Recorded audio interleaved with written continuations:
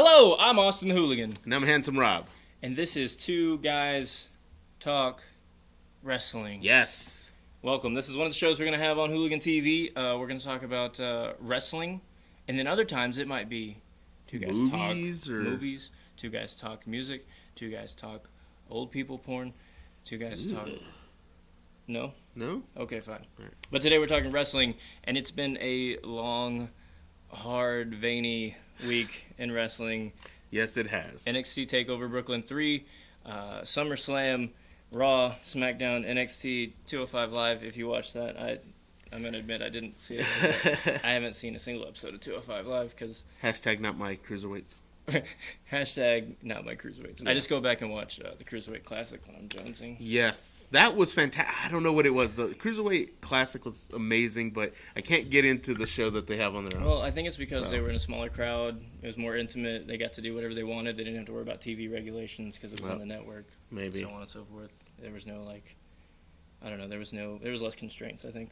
Yeah, that sounds about right. Plus, you get to see more people than just the 9 that they have or 8. Right, and maybe that's what it is that a lot of the faces that we got to know in the Classic are not there anymore. And so you're just like, this is fine, but it just feels incomplete. That's true. NXT TakeOver 3, Brooklyn, was phenomenal.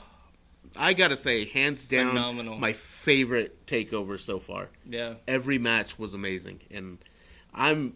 one of those guys that I'll watch a match, I'll be like, yeah, it was good. But I can find little bitty things that I didn't like. I didn't have a single complaint with this card. You know, it's so cool because the way, and I don't know if it's because that's Triple H's baby. Right, you know, that's his project, and I don't know if it's because he's doing the booking, but it's so well written and so well executed. Like NXT in general is one of those things where you watch it. Especially the takeovers. They feel like spectacles. Yes, definitely. I can watch one of the WWE pay-per-views like SummerSlam or any of the others, and it feels like another episode of Raw. Is it because fondness makes the heart grow fonder? I think I said that wrong. Distance, whatever makes the heart grow fonder. So because there's not one of these shows every 2 weeks, every 3 weeks, whenever there is one, it just feels like a big deal. It feels like, hey, you should pay attention. The quarterly, because they used to do that back in the old days. Yeah, absolutely. They used to have quarterly. They had 4 pay-per-views. Well, it started with WrestleMania, then they had 4, then they had 8, and then they had 12, and now it's 37. Now it's 24, 22. It's something a lot. Like that. It's a lot. Too much. Yeah. But NXT is one of those shows where I can watch it, and I have to look for something bad. Yeah. Whereas definitely. Raw is like, I have to look for one thing that's good. That I like.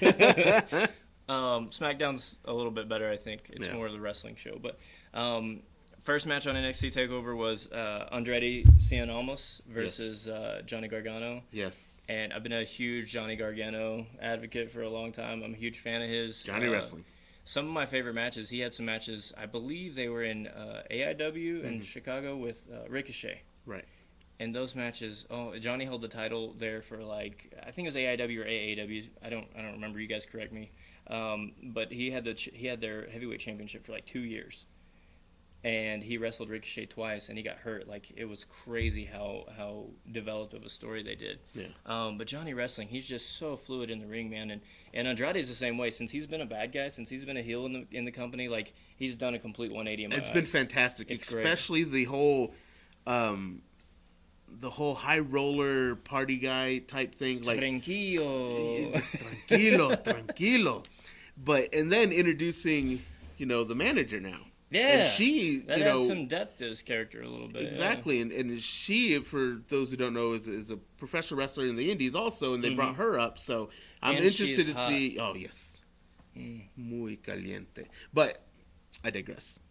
What I'm saying is, I just love the direction that they're taking him. Before it's almost like they didn't know what to do with him. Right. And so now that we got a direction, I think he had a little bit of the Rocky Maivia babyface syndrome, the Die Rocky Die kind of just bubblegum white meat babyface. Yes. He goes in and gets he got some cheers and it was cool and all, but there was just so much depth to him being a heel now. Same way with Neville has done the same thing. It's just, I kind of like Neville. Some guys are just better as a heel.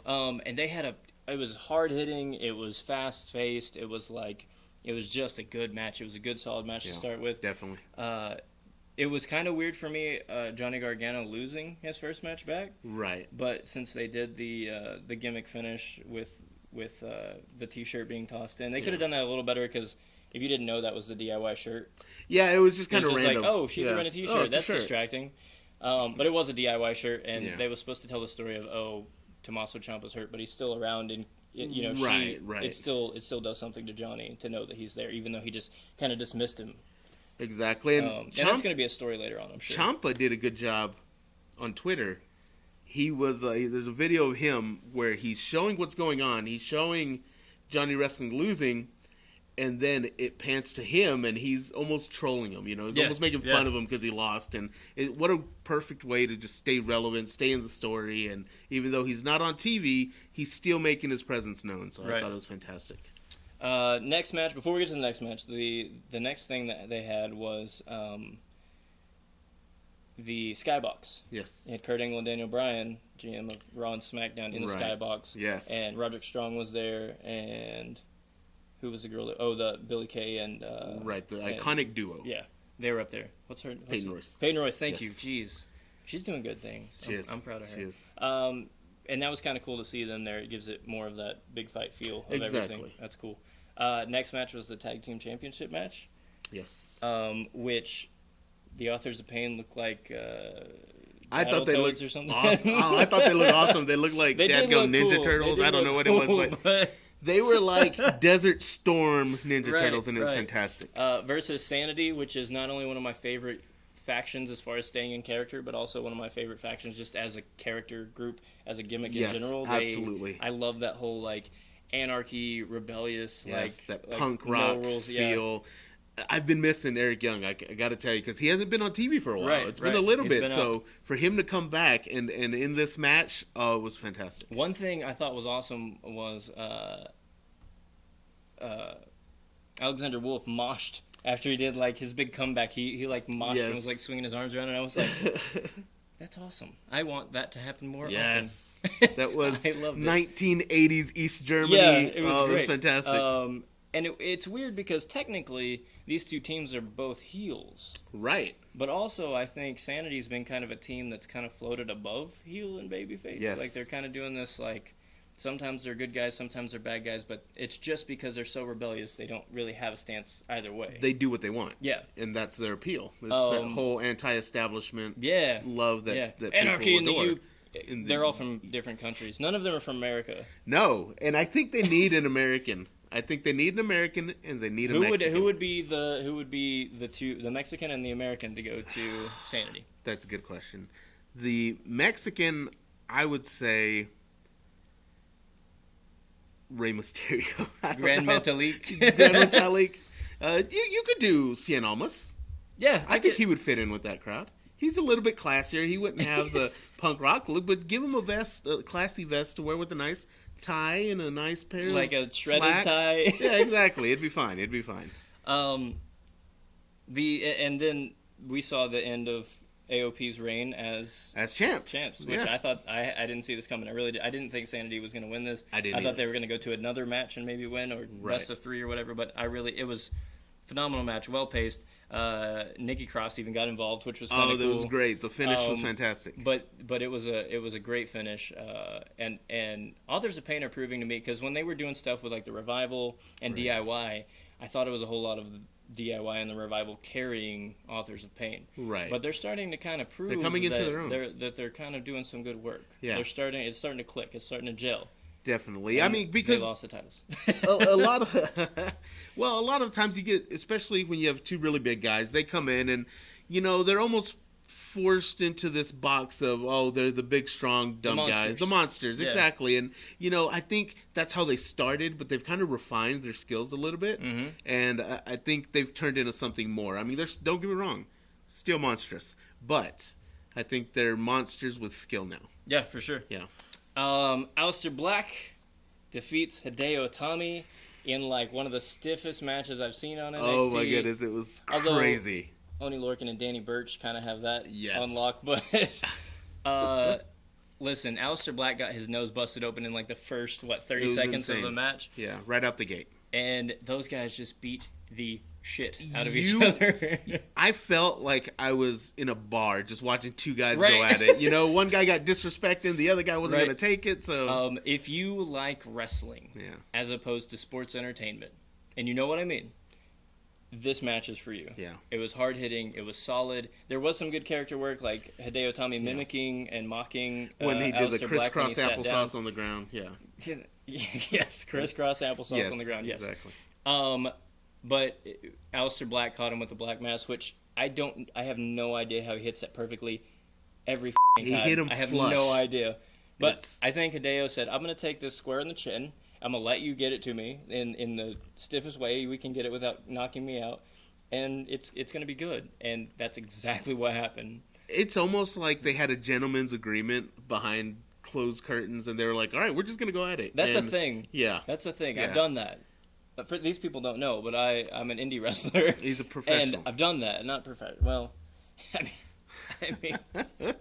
well, let's call a spade a spade. And we'll talk more about that later. We got a lot of wrestling to get through. NXT Women's Championship match. Asuka versus Ember Moon. This one was my favorite one of theirs so far. I got to say, I'm not really that big on Ember Moon. I'm just not. I mean, she's talented. Don't get me wrong. She's talented. She's a local gal. She's from Dallas. She is from Dallas, and I like that about her. But just for whatever reason, I think they're almost pushing her too much for me to like her. Almost like the Roman Reigns syndrome, where they're like, hey, she's a good guy. You will like this girl. Here's the thing I don't like. I don't know if she's a mystique-filled, character-driven character, or if she's the girl next door. Right. Because they've taken her both paths at the same time. Exactly. So when you can't really find your footing with the gimmick, then it kind of makes it hard to get emotionally invested in the person. But I will say she impressed the hell out of me. Yeah. She was fantastic. I want her to pick a path and go with it, because once they decide which way she's going to go, then they can build off it. They can. Exactly. I loved when she first came in and was kind of mysterious and like the vampire werewolf thing. Exactly. And you're like, you didn't know. This is kind of cool. And like then she was just like, she didn't talk much. And then they did, when she got injured, they did like that big video package of her like walking through the arena in normal sports clothes. And I'm like, what the is this? Like I don't like this. Exactly. You don't know what's going on. And but Asuka. Oh, I love Asuka. She's probably the best thing that could have happened in the women's division ever. Yes. In NXT, probably on Raw or SmackDown too. Yes. But she broke her collarbone, so she's out. She had to relinquish the title. That breaks my heart. She kept it, and then she had to release it. But you know what that means? Maybe. Hopefully. Maybe. Upgrade. She's moving up. Maybe she's going to the main roster. I'm hoping so. I think she deserves it. I think she could take the women that are on the main roster now to the next level. Don't get me wrong, there's some really great talent on the main roster, but I just feel like right now it's kind of stagnant. Like you're seeing a lot of the same matches over and over and over again. There's only so many times I can see Sasha Banks versus Alexa Bliss. I think. Those two, I gotta say that, we'll get to this when we get over to SummerSlam and Raw, but those two are kind of building some chemistry that I didn't really see coming. I hear they have legitimate heat backstage with each other. Yeah, we'll talk about that more in a minute. But Asuka wins and then has to relinquish her title because Rob is sweating. I'm sweating profusely. No, she didn't have to relinquish her title because he's sweating. I was sweating because of the match. It was so good. It's not the lights. There's a crap ton of lights in here. Next up, the last match of Takeover was NXT Championship. Drew McIntyre, Bobby Roode. The glorious, get it right. The glorious Bobby Roode. That's my ringtone. I'm going to say that. I mark out, and it's my ringtone. Oh, I want to make it my ringtone. When it rings, my son, anytime I let it ring so that my son can go, glorious. He loves it. Anyway, this was a hell of a match. Two bulls just going at it. It wasn't stiff, but it was solid. Yeah. It was real solid. Told a great story. The finish saw Bobby Roode going, and they exchanged finishers, and they both kicked out. Multiple finishers. And then Bobby Roode goes for the glorious DDT, and then he goes for another one. Drew headbutts him, backs him up, gives him the Claymore kick, pins him, and I think we could all see after that a million miles away what was coming. I saw a SmackDown debut happening. Yeah, I thought it was absolutely. And again, we'll talk to this when we get to SmackDown, but I thought it was going to be AJ's U.S. Open Challenge, and it was going to be Bobby Roode answering it. But overall, NXT TakeOver Brooklyn 3, NXT TakeOver 3 Brooklyn, Brooklyn's third NXT TakeOver. But I think we're jumping the gun. Because we're leaving out a really big incident that happened after Oh, Drew yes. McIntyre claims the title. Okay, so this is something I totally didn't see coming. So we forgot to say after the tag team match, Sanity wins, and you get Red Dragon. Bobby Fish. Kyle O'Reilly came out, and they'd been a tag team in Ring of Honor. Yeah. They'd been tag team before, and we saw Bobby Fish a few weeks ago. We saw Kyle O'Reilly last week or the week before. And so it's kind of like, are they going to get back together? You don't know. They're both in NXT at the same time. They're kind of debuting. It kind of seems like kismet. They go in there, they attack Sanity, they're a tag team. Cool. But then after Drew McIntyre wins the NXT title, they show up in the corner, and you're like, You're like, well, what are we doing here? And now they're just going to beat everyone? And then the camera kind of sticks to him first. And this is very old school, like Attitude Era WWE, where somebody would come out like 3 times in the night, and he's in like 3 different types of storylines. That shit I love. But they're standing there, and then out of effing nowhere, Adam Cole, baby! Unfreaking real. Comes in the ring, attacks Drew McIntyre from behind, holds up the belt, throws it on the ground. They're all standing there. That super kick, though. Oh. Unfreaking real. So I remember seeing Adam Cole in the Top Prospects tournament of Ring of Honor when he was first getting into Ring of Honor. And to me, he was generic and just another indie guy. He was creative player number 2. Yes. That's who he was. And it's so funny how much he's developed. It's crazy. And I give him all the props in the world because I love Adam Cole now. Yeah. He's a great worker, great talker, Bullet Club, all these things he's done. Fantastic. And to see that in WWE.com exclusive, I don't know if you saw this, after NXT went off the air, they went up to the top of the ramp, and he gave a big, Adam Cole, baby! Yes, I did see that. And there wasn't a person in there who didn't know who Adam Cole was. I don't think. It was insane. And the thing is, NXT is perfect for guys like Bobby Fish, like Adam Cole, like Kyle O'Reilly. I mean, these are guys that have been just nose to the grind for years, but didn't necessarily have that huge platform. NXT is going to give them the platform to turn them into the superstars they've always been. So I'm excited. I'm pumped because I watched NXT this week, and I was like super genuinely excited to see what was going to happen next, and so it's got me pumped. Yeah, it's got me exactly. jazzed. The future of NXT is bright. It's brighter than these lights in Rob's face that are making him sweat. NXT's going to make me sweat with excitement. You know who makes me sweat? Asuka. I'm not going to lie. In a good way. She's hot. Very good way. Oh, she's fantastic. She's like our age. She's like 32 or something. No, my friend, she's like 37. Is she? Yes, and she looks amazing. And and I love her. I want to marry her. Asuka, if you're watching this, you have to say it in Japanese. I don't know how to say. I don't speak Japanese. I don't either. I was arigato. Arigato. San. I don't know. No. All right. SummerSlam. I count to 10 in Japanese. Stop it. Okay, sorry. Let's continue. SummerSlam Sunday night. It was okay. Here's my opinion on SummerSlam. Take it for what it's worth.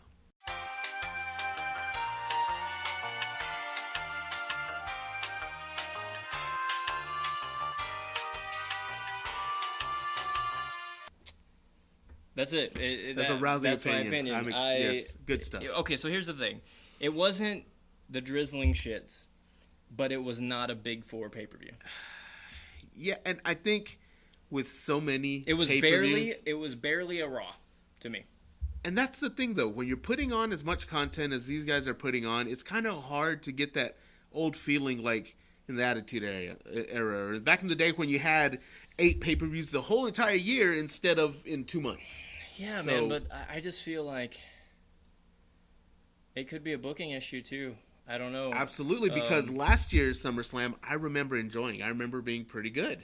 Yeah. And this year's, I didn't feel the same way. I didn't leave with that same feeling of fulfillment and excitement and satisfaction. I left with a feeling of limp wiener because it was just sad. I was going to say dread, but limp wiener will work too, I guess. First match apparently was an empty arena match. I did watch this match, and you were not underselling it. I did not watch the pre-show. This was the first match in the pre-show because I was too busy. Touching yourself. I was busy. I was just busy. We'll leave it at that. It's fine. Rob, I'm going to let you Tell us about the pre-show. Well, I did watch the pre-show, and the first match was a 6-man tag. It was, and I'm looking at my notes because that was a week ago, so I'm having a hard time remembering. We're a but little late. It was The Miz and the Miztourage versus the Hardys and Jason Jordan. Now, anytime the Hardys are involved, I'm excited because it brings up that nostalgia, and they've always been my favorite tag team, or one of them. So it was a good, solid match. I really like the direction that The Miz is going with the Miztourage and that whole gimmick. To me, I always felt that The Miz was very underrated. Like, they didn't really book him like they could, especially a guy that has a background in TV. So with the whole reality show thing and stuff like that, and he's just a good, solid worker. I mean, he really is. So to put him on the very first show out the gate, I thought was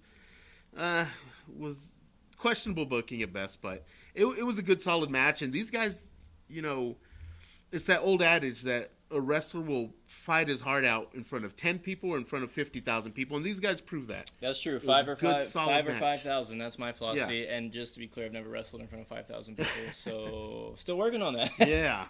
Yeah. But I've been there when you wrestled in front of like 5 people. It was great. Yeah, you were number 6. I think. I was. Jason. Here's the thing on Jason Jordan. I don't think they know what to do yet. No. They were gonna pull a trigger, and they're like, I don't know. It's like they got cold feet. Like that storyline meant nothing now. It's exactly. just like, hey pops, that's all we get now. Is like the old, hey pops, how you Wink. doing? It just doesn't. It doesn't do anything for me. But and Jason Jordan's one of those guys that he's a phenomenal prospect, and I think when they figure out what to do with him, he's gonna do big things. I really do. He's very athletic, and Chad Gable's better. I said it out loud. Chad Gable's the man. Chad Gable's the man. He can talk. He has charisma. He can wrestle. Chad Gable comes out. Chad Gable should have been Kurt Angle's son. But with Jason Jordan being his son, that means Kurt's got jungle fever. You know that, right? Can you say that? It's the internet. We can say anything. Fair enough.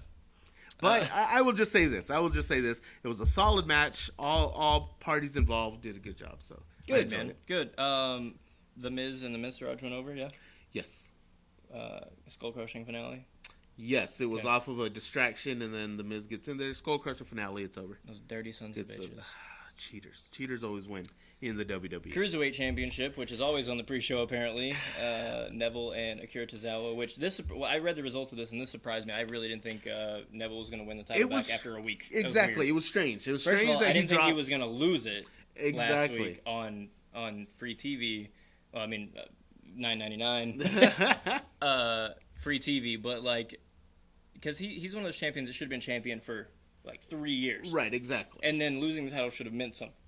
And here was kind of and I see what they were going for because he's had that. Well, I mean, he's had that feud going on for a little bit now with Tozawa, and so when he dropped it on free TV, as you said, it was one of those shocking things that was supposed to meant that, oh, we're going to start seeing, a bigger feud build. And it almost like it kind of fizzled out to me anyway, just watch it. Let me say this. The match that I was watching, I think I was kind of watching it with one eye on the TV and one eye on my phone because I wasn't into it. I thought you were going to say nachos. Yes. Well, that too. The nachos came later. But it just didn't captivate me. It didn't capture my attention. And it was one of those things that is more like background noise. So it's sad to say because I really like Neville. And I think they were trying to get a ratings pop. You think so? To give away the match last week on NXT, on 205 Live, I think they were trying to get people to watch 205 Live. Yeah. But all that did for me was once I heard about it, I was like, oh, I still don't want to watch 205 Live, but also Neville lost the title and that kind of sucks. Like there was no good for me in him dropping the belt and then just getting it right back. That didn't mean anything to me. I will say this. Before their match, there was a spot where Neville goes on the panel with Renee Young and Booker T and some guy wearing a Bobby Heenan jacket. I forget the guy's name. That would be Peter Rosenberg. Yes. Who, shout out to Peter Rosenberg and the Cheap Heat podcast. Stat Guy Greg. Those guys. I listen to it all the time. And Corey Graves was there. And there was kind of a moment between Corey Graves and Neville where they're talking about Gargano and Ciampa, and Neville's just giving Graves the stink eye because that's kind of similar what played out between them. Corey Graves turned his back on Neville and that whole thing, but it was kind of cool how awkward it really was. Corey Graves was still in the ring, man. He is gold. He is so much money. He could have been something so awesome. Absolutely. But he's one of my favorite announcers right now. That's true. He's fantastic. He's definitely made chicken salad out of chicken shit, for sure. There you go. For sure. Beautiful Brock Lesnarism. I like it. Next match, championship kickoff match of the tag team variety. Yes. Usos versus the New Day. I love the New Day. I do. They rock. I don't know if you've heard. I think I remember hearing. They say that a lot. Yeah. I like trombones. There you go. Little known facts: Handsome Rob and myself were both in high school band together. Yes. I played trombone. I had my own Francesca. And her name was Susan. He would actually play the burn, burn, burn, burn, burn, burn, burn, burn, burn. And we didn't know what it was then. Stop. We didn't know what it was then, but we do now, and we know that it's important. Yes. I didn't see the match, but I heard that this may very well be match of the night at SummerSlam. It was pretty amazing, and I'm a huge fan of the Usos too. In fact, I love the direction that they're going. Chicken salad out of chicken. Exactly. I mean, they were good when they were faces, but I mean, just the whole gangster that resonates with me because I too am Thug. I don't know if you know that. I am Thug. You do have a leather vest. Yes. So I enjoy everything Thug and Thug culture. So the bright, colorful clothes, the face paint, the pandering to the crowd, that's really what they've changed, is their characters. They haven't changed much in the ring. No, they're the same guys in the ring. They haven't changed much in interviews and backstage, to be honest. They're still they're almost in the same level as being above the heel face thing, right? Exactly. Like, as far as their antics. But they're definitely heels because they're thugs and they get angry. Yes. Angry people are bad people, apparently. Wow. So yeah, he's right. Angry people are bad people. The Usos won the match. They did. And this is another situation, right, of the New Day winning the titles. They just won it, and then them dropping it like not very long after. I don't know what's going on. I don't know what this is doing for anybody. It doesn't build prestige. Maybe giving them more title reigns. I don't know. Continuing the story. Maybe that's it. Maybe it's just the fact that you can't have a rematch if there's no reason to have a rematch. Right. If the New Day just kept the belts, then why did the Usos have? It's not in the clause, the rematch clause. So maybe that's it. I don't know. The next match was a buried alive match because John Cena just buried Baron Corbin, which is a shame. It's a downright shame because I'm a big Baron Corbin fan. I think he's come up leaps and bounds since NXT. Yeah, he used to be the rough. Shits. He used to be garbage. He was rough when he first started out, but I think he's developed into a really good worker. And problem is he's got a bad attitude. Then this is just what I've heard. I don't know. I don't work for WWE, but I've read that he just has a bad attitude backstage. He doesn't care about the business as much as he should. Yeah, he's there for the paycheck, and it kind of sucks because Enzo's in the same heat, by the way. Right. But it kind of sucks because he is getting better. But just they got mad at he was Twitter warring with fans. Like, who does that? Like, look, if you're on TV, you're a GD celebrity. You don't have to answer them. I don't know if you know that, right? You don't have to answer them. Listen, I don't even answer you guys. I don't even at me, bro. Yeah, at me, bro. That's what the kids say. Is it? Yeah. Oh, I thought it was just you. Oh, okay. So the thing is, like, I don't know who went sour on Baron Corbin, but they have. Yes, and that was evident. He lost some money in the bank. Exactly. Briefcase, and now he lost to John Cena just clean after one AA. You know what? That one FU. I like FU. All right. It used to be called the FU. They had to change it to AA because of all the kids. They're PG now. The kids can't be running around saying FU. Suck my TV 14. How about that? Whoa. Yeah. Whoa. Yeah, I said it. Is that a euphemism? In fact, on these results that I'm reading off of, I believe this is Up Rocks. Everybody else has like kind of a description of what happened in the match towards the end. These guys got like 2 lines. John Cena, it says their match says Cena pinned Corbin after attitude adjustment. They're saying basically if you've seen a John Cena match, you know how even Up Rocks is burying Baron Corbin. That's pathetic. Next up was a women's championship match. Natalya defeats Naomi. Natalya not only wins a pay-per-view match, but she also defeated the champion. She's a new champion. The freaking champion, dude. I'm saying this is years in the making. She should have been champion back when they changed the belt. Yeah. She should have been headlining WrestleManias. Yep. And they relegated her to basically this afterthought. When they brought in the new belt, I had this really cool idea for her. She calls herself Queen of the Black Hearts. Right? So do this gigantic, like, Queen of Hearts from Alice in Wonderland, like, come out on a throne and, like, have these servants and, like, be the champ, just like what Charlotte's prestige is. Exactly. But be a heart and be, like, the black negative side of what a Flair is. Perfect. Can I have a job, WWE? Hire this man right now. Please have a job writing. Me too, but I can, like... Me and Jimmy Jacobs get along great. There you go. I can clean stuff.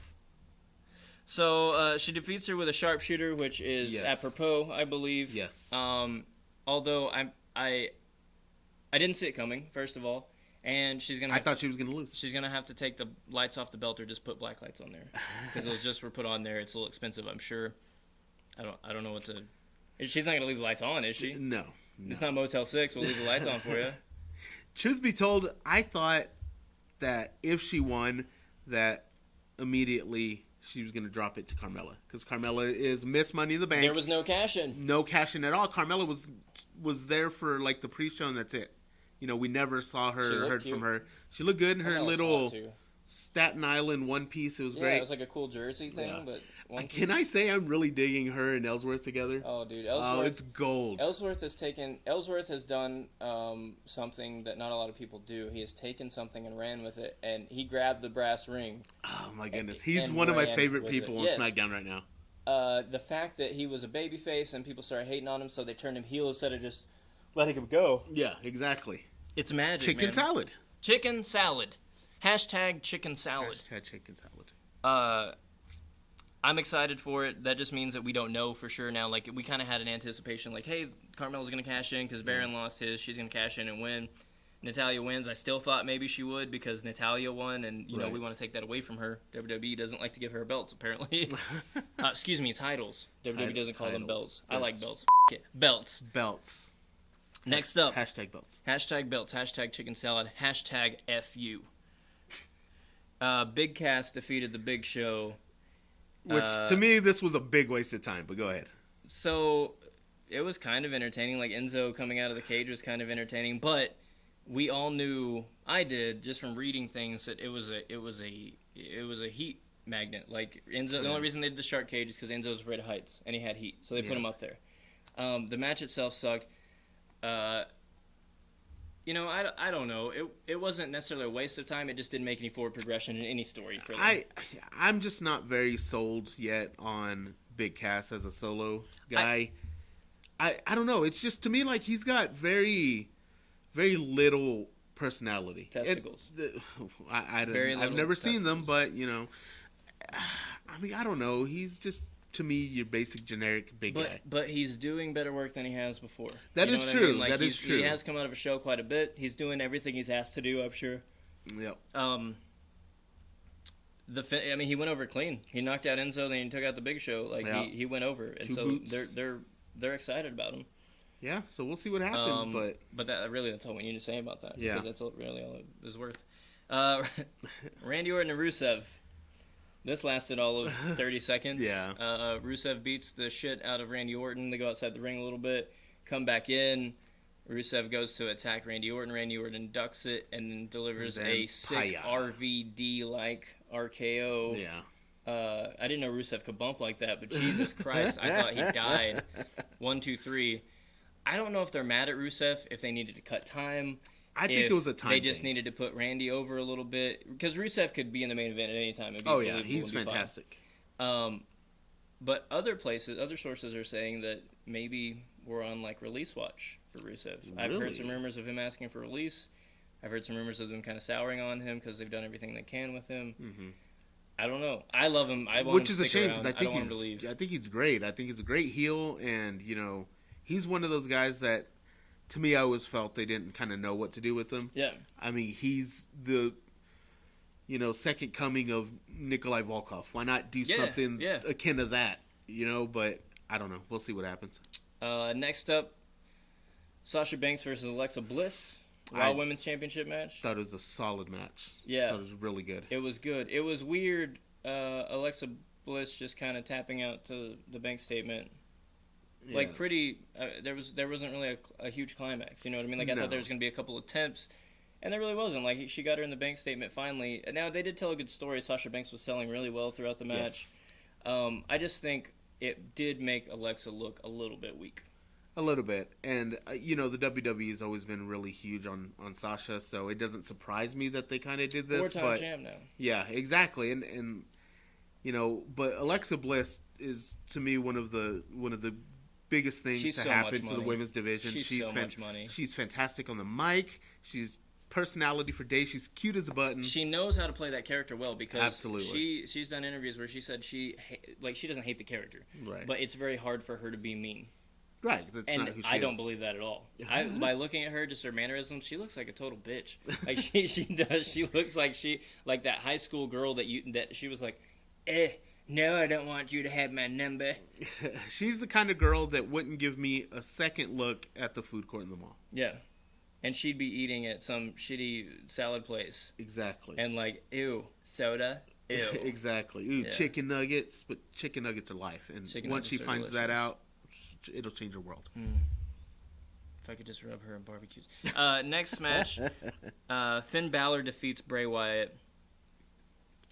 Man, this was a ball dropped.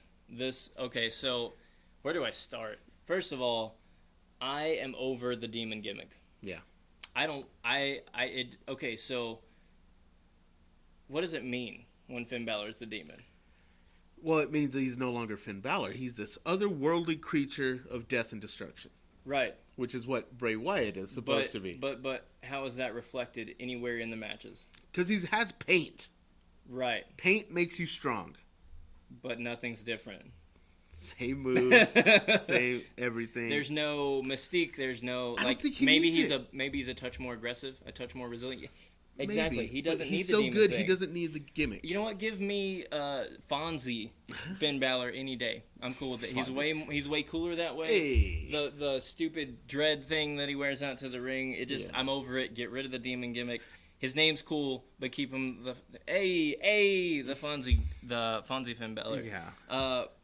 Bray Wyatt is the type of character who can go for days losing and losing and losing and losing and still be believable at any time put in a situation.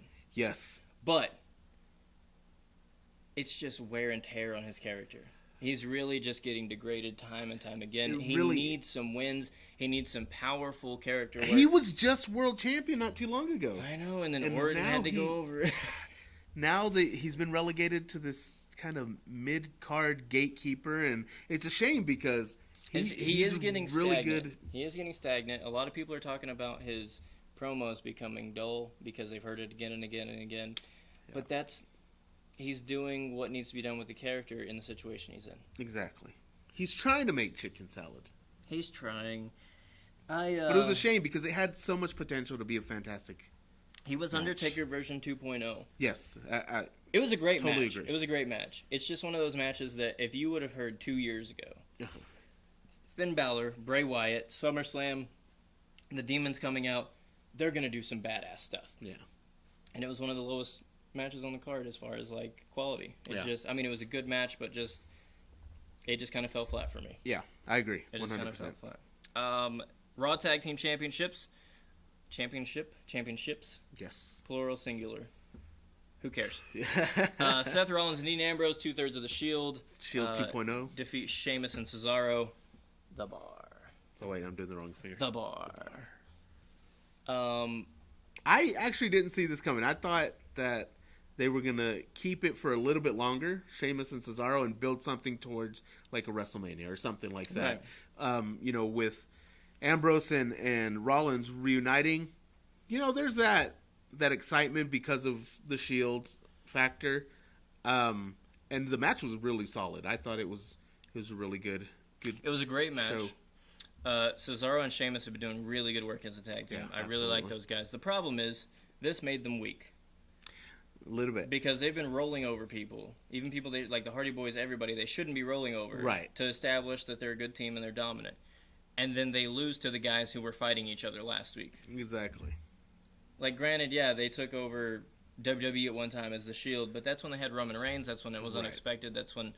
But if they can't even get along and then they're winning the tag team championships the week after from guys who are actually a well-oiled machine. Right. I don't know. I don't know how I feel about Seth Rollins and Dean Ambrose yet. I'm kind of still on the fence. Well, let me ask you this. They're not going to have together music. They're not going to have together attire because Roman Reigns kept that shit from the Shield. Right. He's still got the Shield attire. He's still got the Shield music. So they're not going to do the Shield. No. It's Dean Ambrose and Seth Rollins, and it just seems a little... The Shield was lightning seems like there's something missing. The Shield was lightning in a bottle. That's what's missing. Exactly. And I don't think they can create that same kind of magic they had with the Shield, nor do I think they should even try. Right. You know, you want to kind of split these guys off into something else and make them their own thing, but at the same time, I don't know about how long this is going to last, because to me, Seth Rollins has really turned himself into one of these top tier guys. I mean, the whole thing he had with, you know, Triple H and as champion. I miss J&J Security. Yeah. I do. Those guys are great. They are. The Bollywood boys, the Singh brothers, they're the new J&J Security. And you know what? I like their style. Yeah, I do too. You know, we'll see. We'll see what happens. The next show we're going to talk about Raw and SmackDown on the next episode. Yeah. So we'll get there because we've actually already both seen it, and it's been a week since this pay-per-view. U.S. Championship match with Shane McMahon as a special guest referee. Shane's blind, apparently, and he takes more bumps as a ref than he does in his matches, I think. Oh, Jesus great. Christ. It was fantastic. Why can't they just let AJ and Kevin Owens have a great match? Like, why can't that just... Because what it is, on paper, is a great wrestling match for wrestling fans. Yeah. Just like Gargano and Andre Almas, just like Andrade Almas, just like Hideo Itami and Aleister Black. Like, if they just let these two guys go, they could have a phenomenal match that means something. But they keep throwing these gimmicks at them, the weird finishes, and then now Shane is the... I don't understand why. You know, I rather enjoy the match. Other than it's leading into a story with Shane McMahon and Kevin Owens. I think so. That's probably. it. That's why are you using a vehicle that could be so much better as a regular match? But I didn't have a problem with Shane McMahon there. I still thought it was a good, solid match. I still thought he looked that like it was... you right now. He's so sweaty. I know, and red. Right? Me and Shane O'Mac, we're just glands. It's glandular problem. Glands. All I'm saying is that right now, these are two of the best things happening with SmackDown are AJ and Kevin Owens. I think but you don't need Shane. You don't need Shane at all. And I think, and I'll say this, when they were here live in good old Amarillo, Texas, that was my favorite match, was AJ Styles, Kevin Owens. Sami Zayn was in it too, and I'm a big Sami Zayn guy, but that's neither here nor there. All I'm saying is these two guys are so great, so phenomenal, that you're right, they don't need the gimmicks, but it was still a good match. I didn't have any problem with the way the match ended or at all. I thought it was good. I just was a bit distracted by Shane, not in the fact that he was in the ring, but everything they did with him. You didn't like the referee jersey? It was all right. Oh wait, who went over in that match? Kevin Owens? Yeah, AJ wins, you know, but there's the controversial finish. Yeah. So that's right. Yeah. AJ wins with a Styles Clash in which Kevin Owens was doing a headstand on the ground. WWE Championship, Jinder Mahal versus Shinsuke Nakamura. I think we can all ask the same question, and you know what I'm talking about. Where's Great Khali? He showed up for a day, and then now he's gone. No, it wasn't a terrible match. It was fine. I like having the Singh brothers interfere and help out Jinder Mahal and help him win. I think having a cowardly heel like that is good. You don't feel that it gets too repetitive? But that's the thing. Jinder Mahal hasn't shown that he can do it on his own. At all. Has he won a match by himself yet? Not one time. I don't think he's won clean in a way where he didn't have the Singh brothers and it felt legitimate. I don't think it's happened. And so I still can't take him as a valid threat. Now, had he done that a couple times and then done the cowardly heel thing out of convenience, right? Maybe that's better. Then it's fine. Then we're okay with it. But to do this every single match, you get to a point where you're like, really? What are your thoughts on Nakamura moving forward? Like, are you nervous he's not going to be used properly, or do you think they're actually doing okay with using him the way they should? No, I'm very nervous. I'm very nervous because I've seen a lot of times where WWE just has this great big talent, doesn't know what to do with it because they have so many guys. You know, you can only put so many guys over and make them the top guy, but I'm kind of worried right now. Especially after this match. This match to me was one of those ones where they're like, well, I guess we'll let Jinder, because remember they're also trying to move into India, the Indian market. Well, so you want Jinder to be champion for a while, but for how long? They have a big Indian tour in September. Yeah, exactly. So, I mean, it's just like when they started pushing Alberto Del Rio, right? Because they were moving into Mexico, Latin America, and they were trying to have a champion from that country so that it would look good. I miss him so much. I don't. I hate Alberto. I love Alberto. Perro. I don't. That was funny. He did some good character work when he first came in, but he didn't care at all. There's no. It was very evident. It was very evident. There's hardly a time when he cared. I still love him. El Jefe. Sorry, go ahead. Apparently, he beats Paige. I don't know. That's what I've heard. Not confirmed. That's just what I've heard. The views of the Hooligan do not reflect those of Handsome Rob. Have you seen the tape? The Paige tape? The Xavier Woods, Brad Maddox Paige tape? The 45 seconds of it? There's other clips. Oh, okay. I saw a 45-second clip and was just like, well, that's shoddy camera work. So, here's the thing, and this is going to sound real homosexual, but no homo. I was more impressed with Brad Maddox's penis than I was Paige's body. Like, I thought Brad Maddox had a tiny, tiny wiener.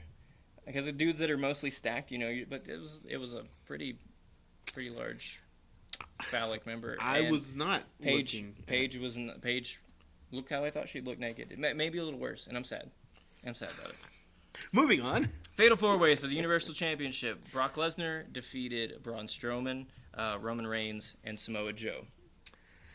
To me, this was so much fun. I went into it with the expectation that they were going to do the really quick Brock Lesnar destroys everybody and then we're out.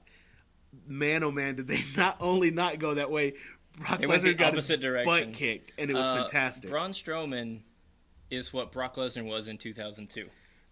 I was not a Braun Strowman guy until now. Now he has made me a believer. I want to see only Braun Strowman doing Braun Strowman-y things all the time. Yeah, NXT 24, the next one should just be Braun Strowman. Just beating everyone. Either reading a book, beating up people, driving a cab. I don't care. Braun Strowman is life. Hashtag Braun Strowman is life. Hashtag FU. Yes. Hashtag chicken salad. Yes. Hashtag whatever else. The other one I forgot. The other one.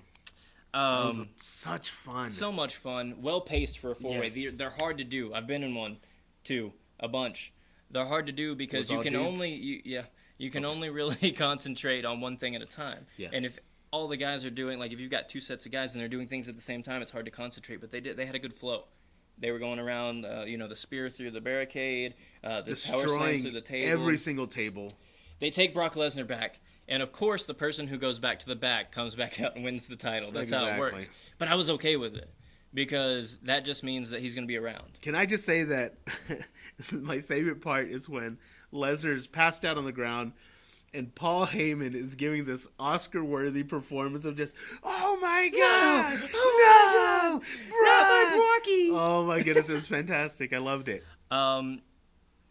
He comes in, he takes a couple Superman punches. Brock Lesnar does at the end of the match. Takes a couple Superman punches. Roman Reigns, he picks him up for an F5, hits him with one F5. It's over. Clean. One F5 to Roman Reigns. That's it. And it's over. No controversy. Good. No questionable. Good. Go back to the Shield. Yeah, go back to the Shield. It's not going to happen. I've already seen it all. Not going to happen. I've already seen it. But it was a good, solid match, and it was definitely, to me, my favorite match of the night. So overall, SummerSlam and Takeover were really good. SummerSlam wasn't as good as I wanted it to be. The thing I said at the beginning was kind of rough, but it didn't stack up to what I wanted it to be. It didn't stack up to a Big Four to me. Yeah. It was okay as a pay-per-view. NXT Takeover was fantastic.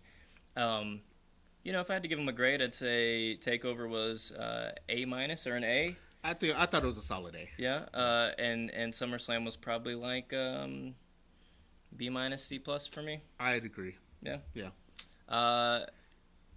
That's it, Rob. We're going to talk about Raw and SmackDown in the next episode. We might talk about NXT from the week 2. We want to give a big shout out to Creative Cannon Studios for letting us shoot here and also helping out with the equipment. I also want to give a shout out to Collar and Elbow brand, Al Snow's merch company, which I am a sponsored athlete of. You guys can go to collarandelbowbrand.com and use the code Hooligan at checkout to get 10% off. And it's a lot of cool stuff, man. They're doing some good work there at Collar and Elbow. So. Plus, I get money if you buy stuff with that code. Yeah, I don't get money. I buy it because I'm a fan. Oh, thanks, Rob. We'll see you guys in the next episode. Peace. Oh, wait. I had an outro. So this is our first episode, but I have a good outro. You ready? Yes. So from now on, here's what we're going to say. You ready? And you guys are getting the sneak peek. For Handsome Rob, I'm Austin the Hooligan. Good night and good suck it. My mom watches the show, dude. Great. See you next time.